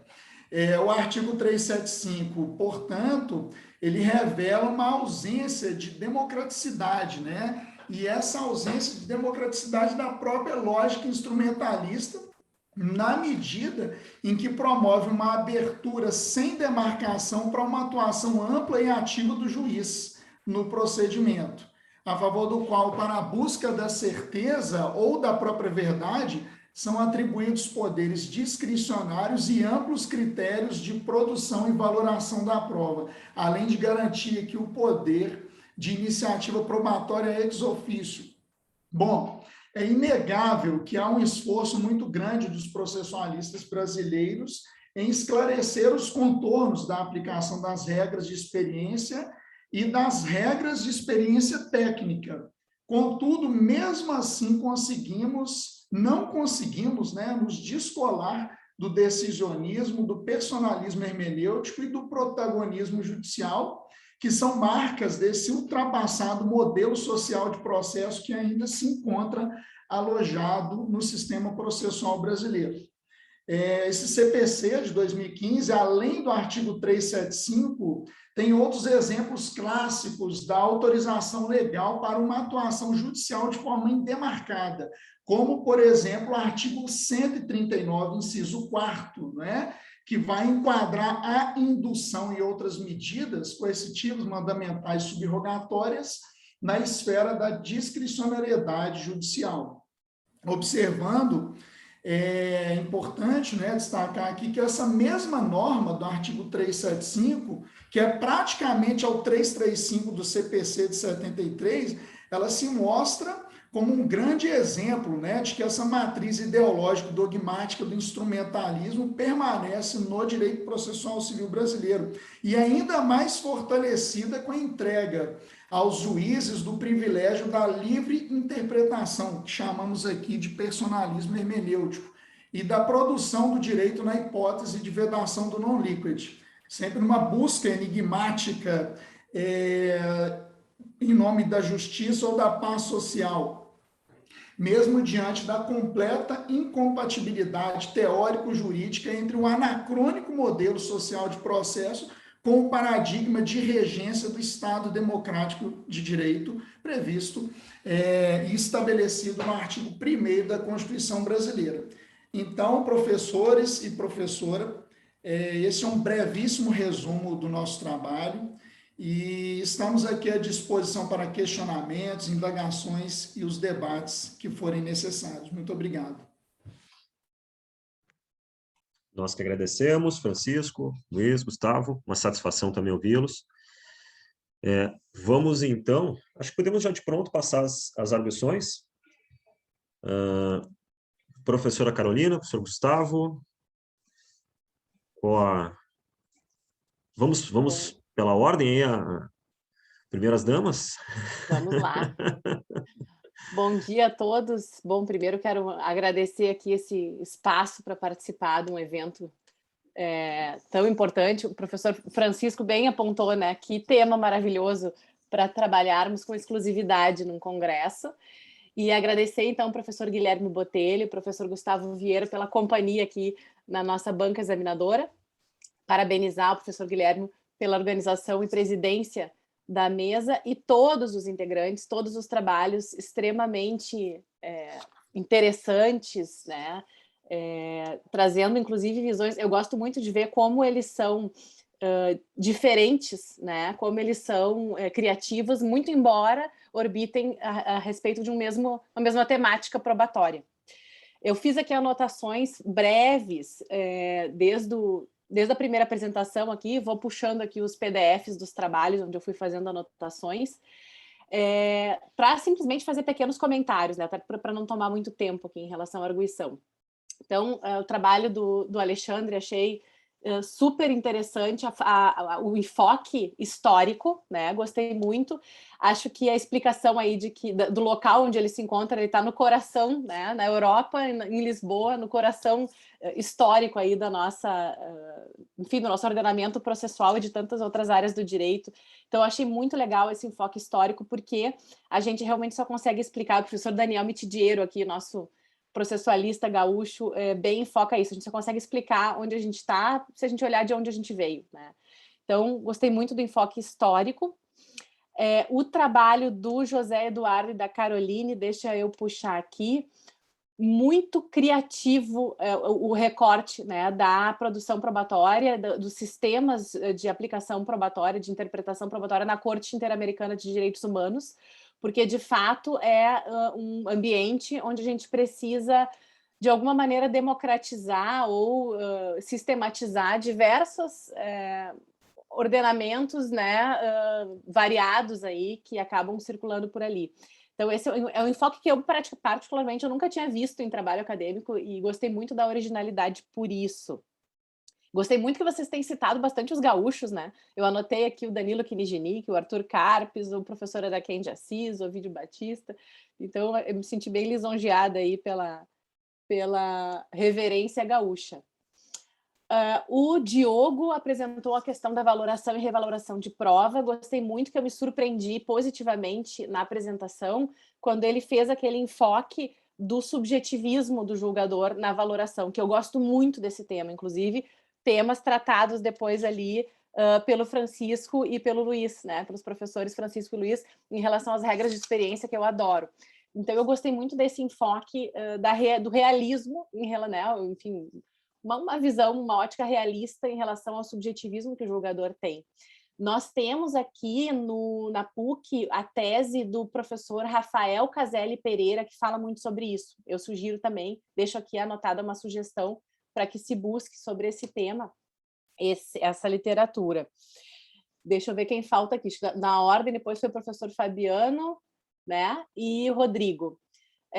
Adorei também a temática nova, essa legislação, o jabuti está me incomodando um pouquinho pela questão da possível inconstitucionalidade, né? A gente vê aí que não foi realmente uma forma muito regular aí de edição da legislação, e ela traz milhares de alterações substanciais, né, no CPC, a questão da prescrição intercorrente, da citação, e a primeira vez que eu li a legislação aplicada já ao CPC, eu vi essas alterações aqui da exibição de documento e gosto tanto da parte probatória, gosto muito da comparação com o sistema da Discovery e confesso que não cheguei a fazer esse paralelo. Então, vocês trouxeram essa ótica criativa também, que eu gostei muito, e gostei também que vocês fizeram um recorte não só do conteúdo da lei, como também trataram da possível inconstitucionalidade, que mostra uma consciência política até mesmo, né, em relação a essa legislação. E, por fim, o professor Francisco e o professor Luiz, também gostei demais do tema, eu gosto muito de regras de experiência, acho que é extremamente... Eu gosto quando vocês fizeram a menção às questões filosóficas, né? Questões existencialistas, acho que foi o Fabiano e o Rodrigo também fizeram isso, porque, de fato, a gente trabalha aqui, inclusive, com áreas que fogem um pouquinho do direito, né? A gente vai para a questão da psicologia, né? Do cognitivismo, e é maravilhoso isso. Da filosofia, muito, né? O que é a verdade e o que a gente consegue, o que a gente enxerga como verdade. E regra de experiência não é nada mais, nada menos do que uma porta dizendo justamente, né? Olha, o que você angariou aí de experiência de vida, com o que vê que ordinariamente acontece, você pode aplicar como regra de julgamento. Eu sugiro um livro do professor Dierli Nunes, claro, vocês devem já estar consultando, né? Desconfiando da imparcialidade dos sujeitos processuais. Eu escrevi minha tese sobre amigos curi, tive que citar o professor. E também livro já, não é novo, mas o livro do Richard Posner, né? Que é How Judges Think, também é bem interessante para esse tema. Com certeza são obras que vocês já estão consultando, mas eu deixo aqui a sugestão para o trabalho apresentado. Olha, eu tentei ser bem rápida aqui para algum comentáriozinho para cada trabalho. Passo a palavra de novo ao professor Guilherme. Desculpa se abusei aqui do espaço. Nada, professor.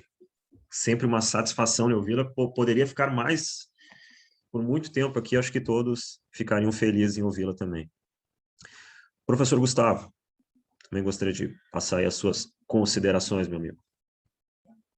Então, bom dia a todos. Queria dizer que é uma grande honra e satisfação estar compondo essa banca de avaliadores, ainda mais ao lado da professora Carolina, né, e do professor Guilherme. Professora Carolina, tive o prazer de assistir aí a apresentação da tese no grupo de pesquisa do professor Marco, achei muito interessante, temos do Amicus Curiae. O professor Guilherme Botelho, como ele já havia falado, né, eu tive a grande satisfação de tê-lo na minha banca de mestrado. Alguns anos depois, no Congresso de Coletivização e Unidade do Direito, eu então apresentando um trabalho, novamente eu tive a satisfação de ter o professor Guilherme como avaliador. Tomei muita pancada aquele dia, muita, mas é muito importante, assim, para a academia, esse tipo de avaliação franca, leal. Eu observei todos os trabalhos naquele evento e confesso que eu aprendi muito, assim, muito. Então, esses eventos sempre que possível, assim, eu faço questão de participar, seja apresentando trabalho, e agora tive a honra de ser convidado aí para avaliar. Então, e também uma grande satisfação estar aí avaliando tantos trabalhos bons, assim como a professora Carolina falou, são trabalhos extremamente diferentes, mas que têm uma certa convergência, né? Realmente, aqui está muito variado, e eu quero ver se nas outras bancas nós conseguimos ter variações assim tão grandes, né? Eu tenho, não sei, professor Guilherme, eu tenho alguma outra questão assim para uma pergunta ou eventualmente uma provocação. Posso dar a palavra para o aluno e depois eu passo para o próximo trabalho? Sim, acho que fica bom. Acho que fica perfeito dessa forma. A gente está bem livre, tá? O professor Marco nos deixou bem tranquilo, então, mas acho que fica bem dinâmico assim. Certo. Também vou tentar ser bem breve, assim, né? Tentar fazer uma contribuição, assim. Alexandre, então, parabéns pelo teu trabalho, é um tema muito interessante. Essa construção histórica é algo que me agrada muito, assim, porque tu não tem como, assim como também a professora Carolina falou, nós não temos como trabalhar um instituto hoje sem entender de onde ele veio, por que ele veio, eventuais alterações legislativas. E eu gostei muito das apresentações de uma forma geral, comparações com legislações antigas. Eu acho que isso diz muito, isso mostra que é uma pesquisa comprometida, né? Alexandre, só algumas questões que eu anotei aqui de forma, tá?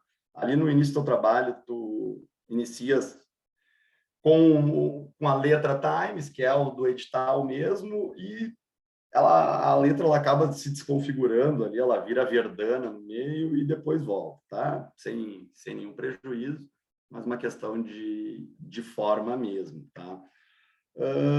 Eu acho que um resumo ele é muito curto para nós usarmos citações diretas longas. Tá? Então, se eu pudesse dar uma dica aqui, eu daria essa dica. São 5 folhas, né? 5, 7, 10 folhas. É muito pouco, assim. Então, eu deixo essa dica aqui para não utilizar citações diretas longas ali logo no início. E especialmente, que eu acho que é o núcleo aqui do trabalho, né? O tarufo que define como esse sistema se baseava, né? Então, eu gostaria de ver o que o Alexandre pensa sobre o tema. E eu acho que, de ordem formal, assim, seria isso, Alexandre. E o fato de que o livro do tarufo ele não constou lá nas referências ao final. Só questões breves de ordem formal, gostei muito do teu trabalho. Te parabenizo, é um tema muito interessante e ficou ainda mais interessante por essa construção histórica que tu fizeste aí. Muito legal mesmo, meus parabéns. Muito obrigado, senhor professor. Com certeza suas ponderações serão consideradas.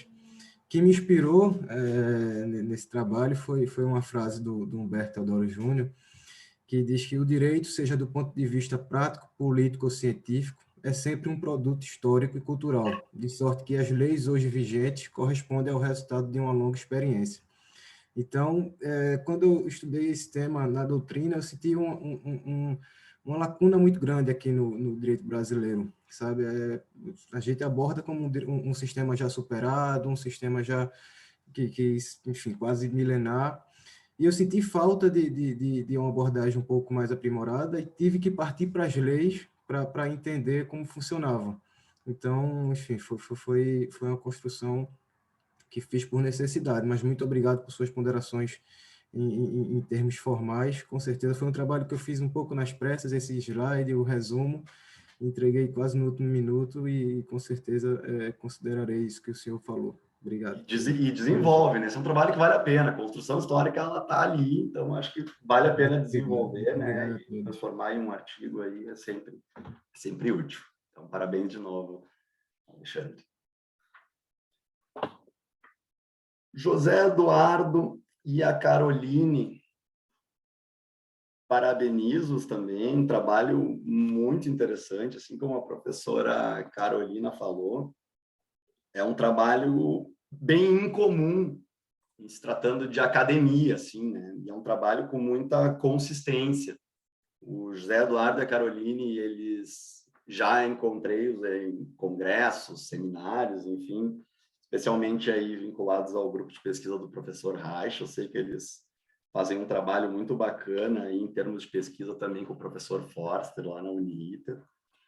E não poderia ser diferente também, um trabalho muito interessante. Algumas questões que eu anotei aqui. Situar o leitor, eu acho que é uma questão bem importante, assim, facilitar a vida do leitor, né? Então, vocês referiram alguns julgados ali ao longo do trabalho, mas eu senti falta de uma breve explicação sobre cada um deles para a gente se posicionar, porque senão o leitor, o avaliador, enfim, ele acaba tendo que pesquisar por conta própria, né? Então, se eu pudesse deixar uma dica aí, eu deixaria essa dica de colocar, ao menos em nota de rodapé, por exemplo, ali, quando vocês falam do caso Comunidade Mayagna versus Nicarágua, depois é referido também um outro julgado. Então, daria apenas essa dica aí para fazer uma breve referência aos julgados que são utilizados, tá? Acho que é isso de minha parte também. Um tema muito interessante. Sei que é um tema que eles pesquisam muito. E o José Eduardo, lá no mestrado em Direitos Humanos da Uniter, é um tema que é muito desenvolvido lá, especialmente pelo professor Forster, né? Então, pessoal, de minha parte era isso. Meus parabéns também pelo trabalho. Ok, obrigado, professor Gustavo. Reitero aqui minha satisfação, né, de compor essa banca com os colegas. E antes de também passar aqui a minha breve também arguição, de novo destacar, né, o quanto acho que é uma satisfação para todos nós participar desse congresso. E eu me lembrei aqui quando a professora Carolina fez uma menção aos nossos estudos aqui. Já há muito tempo eu vejo que aqui no Rio Grande do Sul a gente tem uma grande dedicação ao direito probatório, né? E aí eu me recordei quando a professora falou, eu não vou até destacar o nome, mas a gente recebeu certa feita nos nossos grupos de pesquisa, antes da pandemia ainda, um grande professor, processualista, e ao final da apresentação dele no grupo, nas conversas no grupo de pesquisa, vários outros colegas foram, me deram algumas obras, né? E muitas sobre direito probatório, a gente conversou muito sobre, ele viu nossas investigações sobre direito probatório, e eu me recordo que ele fez o seguinte comentário: como vocês escrevem aqui no Rio Grande do Sul sobre direito probatório, né? Eu falei, daí, pois é, um tema que nos parece de profunda, pena que ninguém lê, né?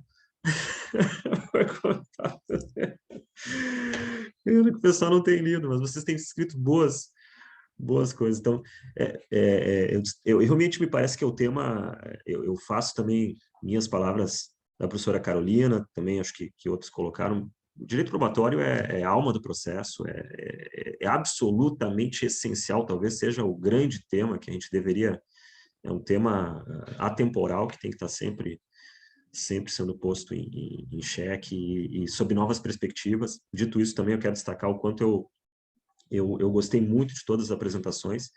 Realmente foram temas diversos, né, enfoques absolutamente diversos sobre a temática. Eu vou, então, para não me alongar aqui muito... Professor Guilherme, por favor. Desculpa, eu posso ter me expressado errado. Na verdade, eu iria passar para o do Diogo agora. Eu tinha finalizado então, do José Eduardo da faltou? Caroline. Então me desculpa aqui, Gustavo. Não, eu peço, eu posso ter me expressado errado. Tá, vai na sequência aí. Serei muito breve, prometo. Fica bem tranquilo. Diogo, teu trabalho também sobre valoração e reavaliação da prova, te parabenizo, um trabalho muito interessante, é um tema que eu gosto bastante, um tema que eu já pesquisei, e a título de provocação, tá? Tu trouxe a questão de que o livre convencimento é algo que me parece que, pelas tuas ideias, ainda vigora, né? Inclusive, se eu não me engano, tu trouxeste ali uma decisão do STJ sobre o tema. E aí, a título de provocação também nessa questão do contexto histórico. O artigo 371, ele fala que o juiz apreciará a prova constante dos autos, independente do sujeito que a tiver promovido, e indicará na decisão as razões da formação do seu convencimento. Aí, para nós vermos se esse livre convencimento motivado ainda vigora, eu acho que nós temos que dar um passo atrás do CPC 73. Se nós botarmos o artigo correspondente, que é o artigo 131, a redação não é o juiz apreciará a prova constante dos autos, mas o juiz apreciará livremente a prova constante dos autos. E aí eu deixaria essa provocação. Me parece que o livre convencimento motivado, ele deixa de existir com o CPC de 2015, ou ao menos essa seria a ideia, né? Porque no momento em que o legislador suprime o termo livremente, me parece que o juiz ele não é mais livre para apreciar a prova. Então, essa é a provocação, e aí nós temos vários fundamentos. Eu indicaria o principal, que é o artigo 489, né? O dever de fundamentação. Eu acho que o dever de fundamentação ele acaba se entrelaçando com a nova redação aí do artigo 371, e, a meu ver, não há mais essa discricionariedade ampla como havia antes, né? Embora vários julgados ainda façam essa referência. Então, essa provocação que eu deixaria aqui, e te parabenizo também, a tua bibliografia ela está muito boa, Diogo. Tu utilizou nomes de referência realmente, William Santos Ferreira, professor Humberto Ávila, Jordi Ferrer Beltrán, Danilo Kinijnik, professor Mitigeiro, Vitor de Paula Ramos, Ovídio Batista e o professor Michele Tarufo. Então, meus parabéns aí, Diogo. Espero que eu tenha conseguido contribuir um pouco aí no desenvolvimento dessa pesquisa. Perfeito, muito obrigado, professor. E, enfim, agradeço imensamente as considerações. Certamente irei ponderar para desenvolvimento da pesquisa. Muito obrigado. Eu que agradeço. Passando ali, então, para o trabalho do Fabiano e do Rodrigo. Um trabalho muito interessante também. Eu dou muito valor para esses trabalhos que abordam novidades, né? Essa nova legislação, ela é sem dúvida uma grande novidade, e nós temos um trabalho aí tratando sobre isso, por si só já é muito interessante. E aí o Rodrigo, como graduando, né, se colocou em pé de igualdade com todas as apresentações. Falou muito bem, argumentos concisos, então, sem dúvida nenhuma, está no caminho aí muito certo para virar um grande pesquisador, né?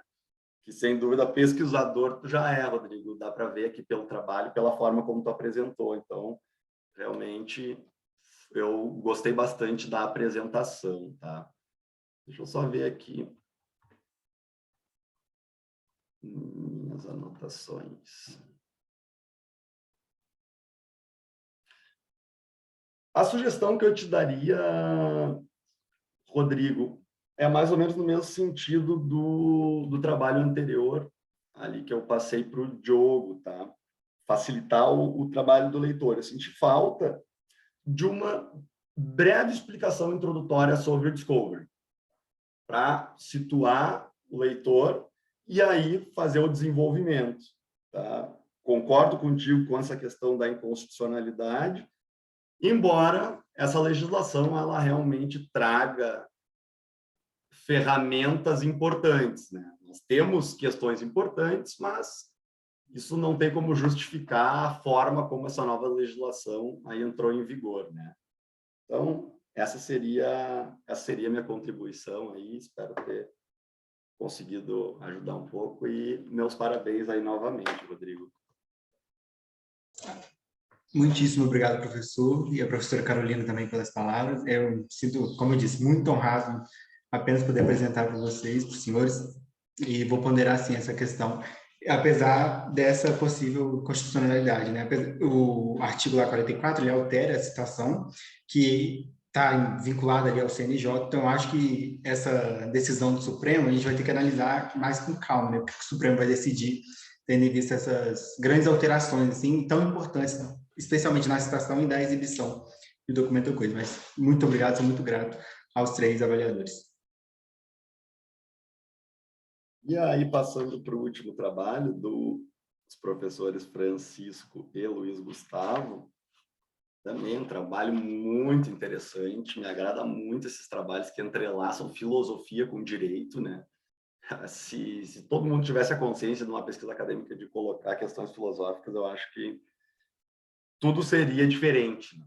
Tudo seria diferente. As pessoas já saem escrevendo sobre direito sem antes dar aquele passo atrás e entender um pouco a filosofia. E eu achei realmente muito interessante.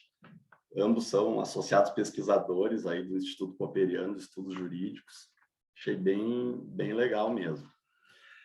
Eu colocaria aqui a mesma observação que eu já fiz, tá? E a questão dessa alteração legislativa, né? Ela pode passar despercebida, porque o artigo 131 do CPC de 73 para o artigo 371 do CPC 15, ele suprime ali o livremente. E quando vocês mencionam que o CPC ele não se descolou dos modelos liberal e social do processo, ainda é um terreno fértil em outorgar prerrogativas arbitrárias para a livre e descriteriosa atuação do juiz, eu não vejo tanto dessa forma, tá? Eu acho que sim, ainda falta muito para nós termos um CPC ideal à luz de um Estado democrático de direito, mas eu vejo que muitas coisas evoluíram. E a própria fundamentação das decisões judiciais, ela mostra um pouco dessa situação, né? E aí, princípio da primazia da resolução de mérito, princípio da vedação à decisão surpresa, eu acho que a coisa melhorou. Tá? Ainda nós temos um longo caminho, mas eu vejo como uma melhora, tá? Eu acho que seria isso, pessoal. Realmente, não é um trabalho muito bom, um trabalho filosófico, um trabalho de direito, com uma escrita muito coesa, muito consistente. Eu gostei muito dos argumentos de vocês, a forma da escrita me agradou muito. É uma escrita que é um tema que, embora seja denso, ele fluiu muito bem. Fluiu muito bem, e isso é difícil, né? Com temas densos, daqui a pouco tu pega um texto truncado, assim, que não vai para frente, não tem início, meio e fim. Isso eu não observei, muito pelo contrário. Então, parabenizo também pelo trabalho e espero ter contribuído aí de alguma forma. Bom, professor Gustavo, quero agradecer pelas observações, pelas ponderações. Eu costumo dizer para os meus alunos que a nossa linguagem está impregnada de filosofia. A gente sempre encontra aquele estudante de direito que odeia filosofia, que passa pelo curso de direito ali, odiando a filosofia. Mas quando você começa a atuar no campo profissional, ou até mesmo imergindo aí na pesquisa, você consegue perceber que grande parte daquilo que nos angustia na ciência jurídica, para que possamos reduzir ao menos esses problemas, nós vamos ter que fazer essa pesquisa, nós vamos ter que fazer incursões filosóficas, incursões epistemológicas. E eu concordo com você, professor, que esse código ele teve avanços, sim, as normas fundamentais, o campo do regramento relacionado à fundamentação decisória, que é um ponto que me agrada muito, o sistema de, o avanço também até nas proposituras relacionadas à desjudicialização, aos métodos adequados de solução de conflitos. Nós aqui, na verdade, concentramos a nossa munição mesmo no campo probatório. Descarregaram, né? Por isso que eu concordo muito com você, com os demais aqui, que o direito probatório ele é nuclear no direito processual. E eu quero aqui destacar o desenvolvimento da PUC do Rio Grande do Sul de concentrar a sua linha de pesquisa nesse sentido. Então, eu fico muito feliz com as observações, muito grato, inclusive, pela leitura atenta aí do nosso resumo. Se eu pudesse deixar uma dica para vocês, quem trabalha muito assim, com um discurso bem alinhado é o professor Lênin Streck. E aí eu deixaria que, como vocês também já devem ter pesquisado há muito tempo, mas o Verdade e Consenso dele é um livro que ele aprofunda muito essa questão, bem em linha com o trabalho de vocês, e eu concordo com essa questão da filosofia na graduação, né? Eu acho que o que falta é maturidade. Eu mesmo, quando eu tive filosofia na graduação, eu não sabia nem o que eu queria da vida, né? Acho que a gente vai adquirindo maturidade com o passar do tempo e ver como é importante, né? O professor Lênis Deck, só para finalizar, ele é muito lido aqui na PUC Minas, muito lido aqui pela Escola Mineira de Processo, tem um trânsito muito grande aqui entre essa pesquisa mineira e gaúcha.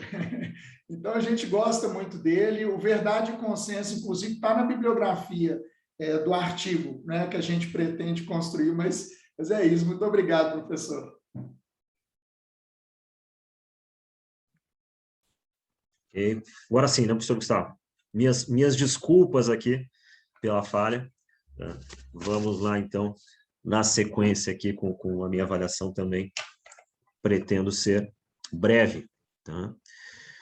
Bom, Alexandre Calu, gostei muito da temática, eu até sou suspeito, Alexandre, porque eu gosto muito de temas históricos, né, eu adoro estudar direito processual civil sob a perspectiva histórica, então, o tema até, por conta disso, acho que eu acabo também ficando até um pouco, já fazendo meus pré-julgamentos aqui, me agrada muito a temática, tá? Se eu puder fazer uma sugestão, gostei bastante do trabalho, o professor Gustavo já fez algumas ponderações quanto à questão formal, ali de detalhes para te observar.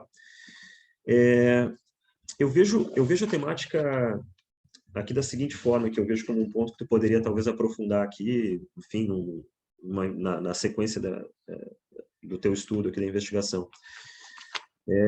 O quanto nós, de certa forma, evoluímos aqui com o sistema tarifário na nossa cultura do civil law, e o quanto no common law o sistema tarifário nunca chegou a, de certa forma, ingressar. Eu acho que essa é uma temática que aí tu pode fazer uma investigação disso, talvez aí uma Capelletti é sensacional, né? Mas tem um texto que eu me recordei agora lendo o teu trabalho do Jolovics, em que ele de certa forma dispõe que o sistema tarifário de prova ele nunca conseguiu ingressar no common law por conta da oralidade, porque como a oralidade sempre foi um sistema muito forte, enquanto na nossa cultura a gente teve o processo escrito, a oralidade não deixava eu pesar a prova, né? É muito difícil eu pesar o ser humano, eu conseguir a subjetividade da prova testemunhal, eu não consigo pesar isso, tarifar isso, é muito difícil. E é interessante como ele acaba fazendo toda essa investigação histórica de por que a oralidade, do porquê que o sistema tarifário não ingressou no common law e por que a oralidade lá sempre ingressou de uma forma muito simples, e para nós sempre foi difícil trazer a oralidade para o nosso processo, né, que o Viana insistiu tanto com a oralidade, e mesmo assim a gente tem uma dificuldade grande, e ele acaba chegando a uma conclusão que para mim, quando começa o estudo, sempre me pareceu, né, tu vai buscando N hipóteses que tu vai construindo, não, o problema é que lá, eu sempre lidei com o júri, né, o júri, inclusive, no âmbito civil, e sempre foi uma constante, e em uma época em que o 90% da população era analfabeta. Então, se eu tenho um júri analfabeto, não adianta eu trazer prova documental. Eu tenho que trabalhar com a prova oral. Então, ele acaba chegando a uma conclusão que tu não imagina do porquê o sistema tarifário não funcionou. Não funcionou porque não adianta. Não posso apresentar um documento para julgadores que não são alfabetizados. Então, ele faz toda uma investigação que eu acho que ia ser muito legal para o teu tema, tá? Se tu talvez fizesse aqui um link do quanto isso nos influenciou e como se construiu. Professor, o senhor poderia repetir, por favor, o livro? Eu não consegui pegar. O texto que eu me lembrei agora é um artigo, tá? Eu até botei aqui para pegar da minha bibliografia aqui para me lembrar. Adversarial and Inquisitor Models of Civil Procedure, Jolovics. Tá? Tu vai achar se tu puxar, acho que na internet, tu consegue baixar esse artigo dele, tá? É bem bacana sobre isso, ele vai te dar essa investigação.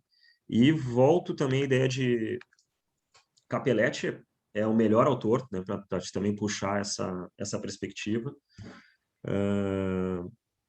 Depois, Provenda também bacana, mas Oscar Chase também tem uma obra bacana para te fazer essas comparações. Até se precisar me mandar um e-mail e a gente trocar uma ideia, se quiser eu mando algumas sugestões, porque é um tema que eu também me agrada bastante.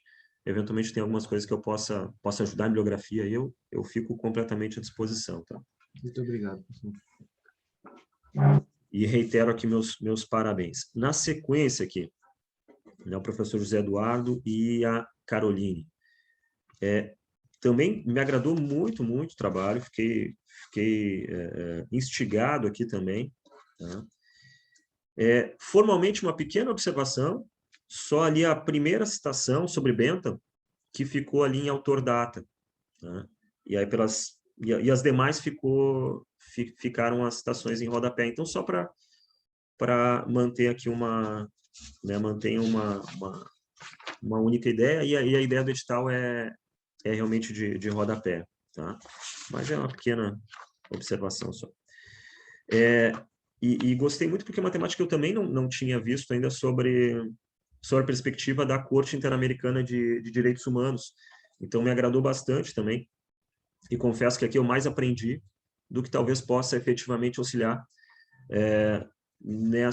neste modelo de constatação, né, de prova utilizado na corte.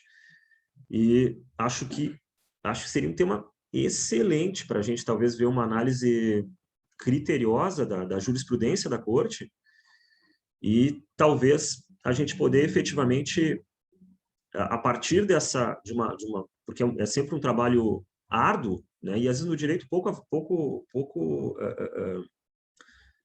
talvez prestigiado, né, esse trabalho de uma efetiva análise de jurisprudência que nos demonstre esse raciocínio da corte, se é que isso efetivamente ocorre. Digo, eu não tenho para avaliar hoje uma jurisprudência para saber efetivamente esse modelo, como efetivamente vai acontecendo, e eu gostaria muito de um estudo que talvez de uma forma mais profunda demonstrasse esse modelo de constatação na jurisprudência da Corte Interamericana, para que a gente possa, a partir daí, traçar algumas conclusões, mas claro que a gente precisa desse trabalho de campo, e eu achei muito interessante vocês proporem essa análise e essa perspectiva do tema.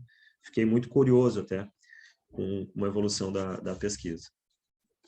Então, deixo aqui também meus parabéns e a satisfação aí de poder ouvi-los aí e de lê-los aqui. Bom, vamos aqui já na sequência, então. O Diogo, valoração e revaloração da prova, né? Fiquei também aqui instigado, Diogo, com a análise aqui que tu fizeste, a perspectiva, né, inclusive do STJ e da jurisprudência que tu trouxe da ministra Nancy, de relatoria da ministra Nancy Andrighi. Acho que dá realmente um belo artigo, tá? Acho que a temática também comporta um artigo muito interessante. Eu vou te deixar uma pequena, talvez uma premissa que tu aborda, que eu acho que tu pode tentar, pelo menos, fazer uma reflexão aqui, que é a ideia do juiz como destinatário da prova, né? A gente já vem a doutrina vem fazendo um esforço aí para tentar alterar um pouco essa dinâmica, né? Evidente que o juiz é um destinatário da prova, mas ele é o destinatário da prova, eu particularmente não me parece, né? E é algo que eu vejo que é uma premissa grande, forte no teu trabalho. Se a gente está fazendo todo um esforço para visualizar o processo como um espaço democrático, todo um esforço para visualizar o processo como um produto desse comportamento de condução processual, todos são destinatários, ao mesmo tempo, todos os sujeitos são participativos e, ao mesmo tempo, também destinatários da prova, né? E é por isso que a gente já evoluiu algum tempo já, na ideia de que o ônus da prova não é só uma regra de julgamento para o juiz, portanto, é também uma regra de comportamento destinada às partes. E isso só acontece porque a gente aceita que a prova não é apenas uma construção para o magistrado, mas para todos que, de alguma forma, interagem na construção do processo. Tá? Então, essa pequena premissa eu acho que tu pode, talvez, refletir, né? Porque eu particularmente acho que é uma evolução aqui importante, tá? Depois tu faz uma menção... Eu não vou entrar aqui na prova e verdade, né? A construção da prova... Eu, professor Gustavo, até já conversamos sobre isso, né? Prova e verdade, prova e convencimento, né? Eu acho que... Mas são ponderações aí. Eu tenho um pouco de receio com a ideia de confrontar a ideia de prova com verdade, porque a verdade é sempre algo um tanto quanto utópico. E processo, mal ou bem, ele precisa ser um pouco pragmático, né? Às vezes a justiça é difícil questionar, como advogado, que também eu falo, né? Inúmeros processos que eu já tive, que eu tenho dificuldade olhando para trás dizer que aquela decisão foi... Nem sempre eu sei se foi a justa ou não foi a mais justa, mas, infelizmente, a gente não é só justiça, né? Mas, já dizia Calamandrei, paz e justiça, pacificação social e aplicação do direito. Nós temos duas constantes, né? Difícil saber aí qual desses escopos é o mais importante, né? O Dinamarca dinamizou isso lá naquela obra de instrumentalidade entre escopo social e escopo jurídico, pacificação social e aplicação do direito. As duas missões são tão relevantes, talvez de maneira idêntica. Mas, repito, meus parabéns, Diogo, achei a temática excelente, e levar isso para o STJ para uma revaloração ou não do fato é tema complexo e importantíssimo, né? Então, vou na sequência aqui, porque eu já devo estar limitando aqui meu tempo. Fabiano e o Rodrigo, né, que nos apresentaram aqui a temática sobre o 397. Sendo bem objetivo, acho que o Rodrigo, não sei se está... está aqui. O Rodrigo está com a gente aqui. Sendo bem objetivo, Rodrigo, perfeito, concordo com a questão da pertinência, da não pertinência temática, né, para essa medida provisória, que tem por objetivo, ou tinha por objetivo a medida provisória, que acabou depois sendo convertida em lei, simplificação do processo de abertura de empresas e seu funcionamento. E aí muda lá o 397 sobre exibição de documento. Então, vejo também aqui, concordo com vocês aí com uma inconstitucionalidade formal, né? Superado isso, eu não sei, eu tive um pouco, eu estou refletindo ainda sobre o tema, tá?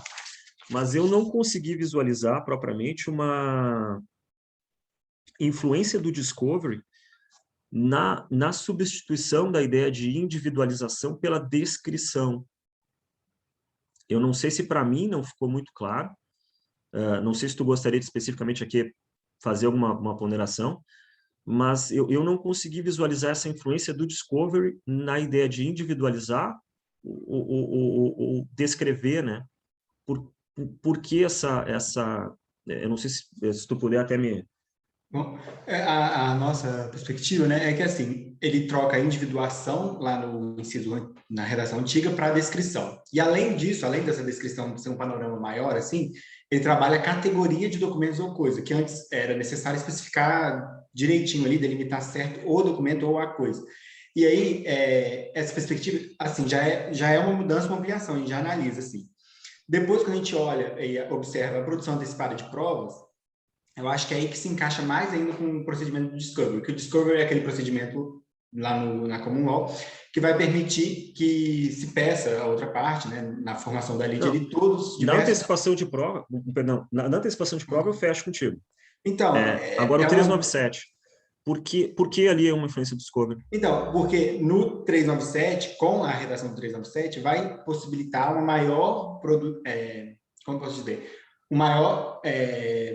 ampla, assim, aumenta ainda a produção de prova antecipada, entendeu? Essa facilitação da categoria de documentos ou coisas aplicada na ação de produção antecipada de prova delimita, assim, e sinaliza uma possível aproximação com o Discovery. Não sei se eu me fiz entender. Eu não sei se vocês chegaram a examinar o projeto de lei, ele faz alguma menção? Tem alguma coisa de exposição de motivos, alguma coisa nesse sentido? Não? Lá na lei 14.145? Não sei se teve alguma exposição de motivos, se vocês chegaram a investigar ali o processo legislativo, alguma coisa. Eu tentei encontrar até a inserção da medida parlamentar que modificou, mas eu entrei no site, você não consegue encontrar. Tipo assim, é bem difícil, eu não tive tempo. O que pensou o deputado, o senador, né? Qual deputado que teve essa brilhante ideia de colocar lá, vou ter uma CPC no meio do nada, assim, mas eu não encontrei ainda, mas é o objeto da nossa pesquisa, entender, assim, qual foi o motivo do legislador. Ótimo, ótimo. Rodrigo, parabéns, excelente, tá? Que bom aí, participe sempre aí de congresso, porque também concordo com o professor Gustavo aí, tem a ver do pesquisador aí, já dá para ver, tá? Então, segue nessa linha aí. Obrigado, professor. E para fecharmos aqui, então, professor Francisco, professor Luiz Gustavo, regras de experiência, né? Outro tema também sensacional, volto, temas distintos, perspectivas distintas, mas a gente chega aí de novo sempre em situações, temas muito instigantes. Eu vou fazer só uma reflexão, eu não tenho nenhuma ressalva de ordem formal, enfim, vou só numa questão mais de fundo mesmo, do que o tema mais me afetou, né? O que efetivamente mais me fez refletir. Eu, particularmente, também não sou um adepto e não me agrada muito a ideia de regras de experiência, já não gostava no código anterior e a manutenção disso também não, né, como uma fonte de prova, digamos assim. Agora, a questão do problema da indução, né, nas regras de experiência, eu faria só a seguinte reflexão, talvez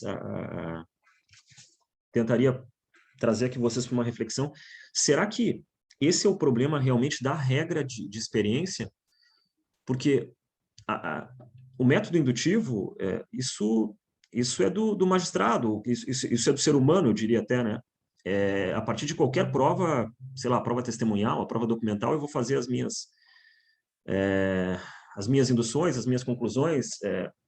O próprio magistrado, dentro da sua formação humana, ele é de certa forma, um agente que vai interagir com aquelas fontes e meios de prova e, a partir daí, vai formar, né, a sua decisão, né, a sua sentença, sentimento. E é isso que a gente quer, né? A gente não quer ser julgados por máquinas. É importante a formação humana nas conclusões. Então, será que esse processo intelectivo, ele não é uma decorrência de todas as outras fontes de prova?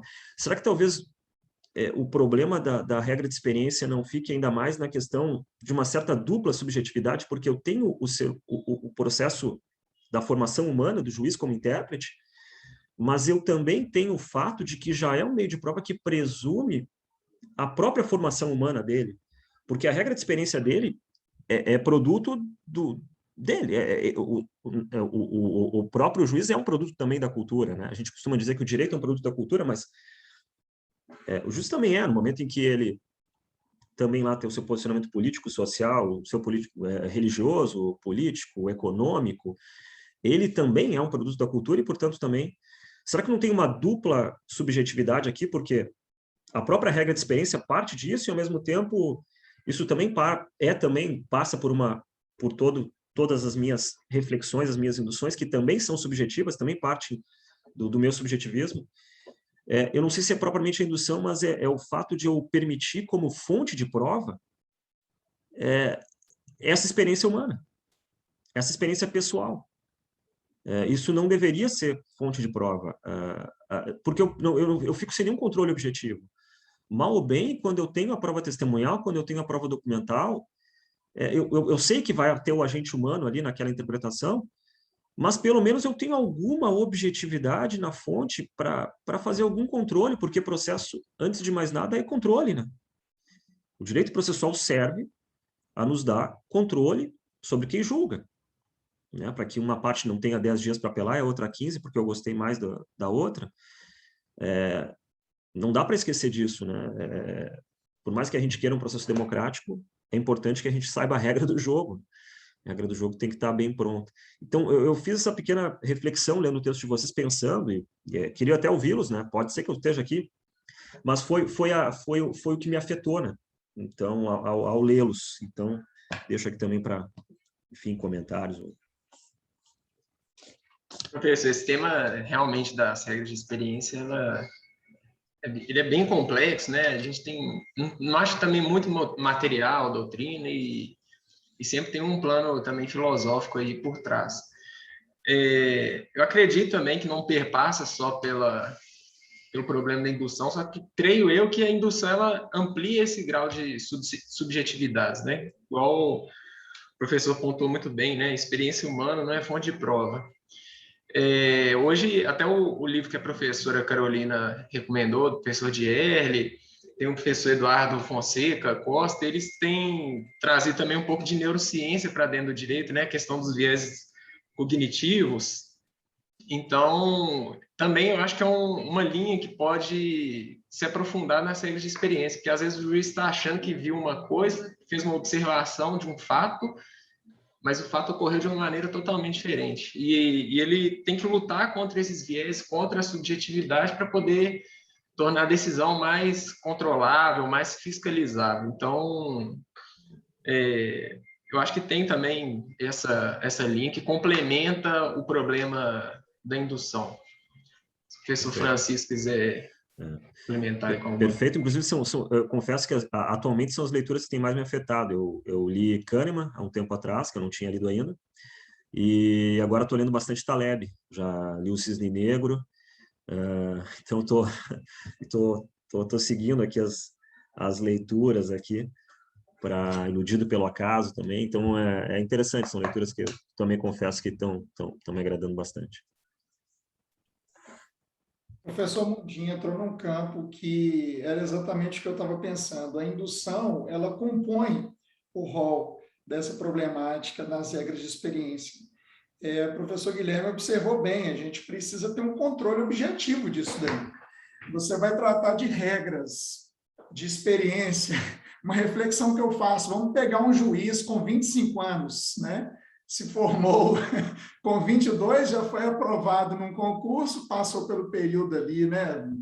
O tempo constitucional, 25, 26 anos ali, ele se torna magistrado e está proferindo pronunciamentos decisórios.